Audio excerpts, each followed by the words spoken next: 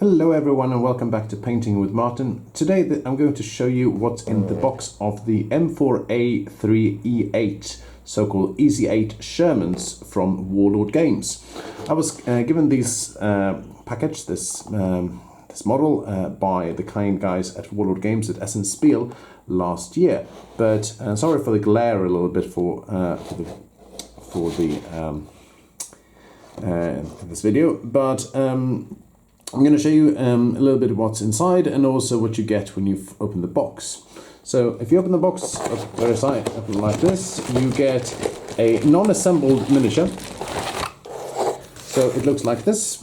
You also get an assembly guide looking like this, and you also get some burned markers and smoke markers that you can place on these little wooden bases, so you can identify what is what when your tank has been damaged. The assembly guide is really easy to follow. It's very step by step, and I'm going to assemble this one before, and then I will paint it. Very easy. You will see all the parts has a number, so you can't really go wrong. It doesn't really scale up to like a full-scale model, but it is a 28. No, I think it's 32 millimeter. Correct me if I'm mistaken. There's also a little bit of info here about the tank here as well. You can see that 2,717 was produced out of this model. So I'm going to put this one to the side for a moment, and I'm going to show you a little bit about these. So this is a unit card. You can see what they do here. You have some decals. You can put them on as well. Some really cool cards. Cool decals, sorry. And you can also see this one is for the game itself. Putting this one to the side. And of course you also have a dice here as well, where you can say advanced, fire, down, and so on as well. So this one is fairly easy to take a look at. And if you see it, as you can see, it doesn't come assembled in any way. You're going to have to open the plastic. But I will give you a little bit of a tip when it comes to painting. You have two ways if you want to paint this one. Either you can assemble this one, prime it, and you're ready to go and paint it, or you can prime it as the model is still attached to all the sprues here. Either by a spray can primer or a brush on primer, your choice. But it will give you a little bit of more options. So I prefer to actually assemble the tank as it is, because otherwise you have these little kind of like bits and bolts that you're going to have to prime separately after every single one of them. Of course not everything, but you get what I mean. I'll also give you another tip here as well. If you can look at this, turn it around. Inside the hull here, there's going to be an open space, and the space is not going to be covered by anything. But if you want to make the tank a little bit heavier, because the plastic is quite light, so you can actually put on some coins, your regular pennies, or if you want to go a little bit heavier, maybe a dime or a nickel if you're American, or maybe a few of the £10 coins if you're in the UK, or maybe just a 20-cent euro coin or a 10-cent euro coin will be quite fine as well inside the hull here.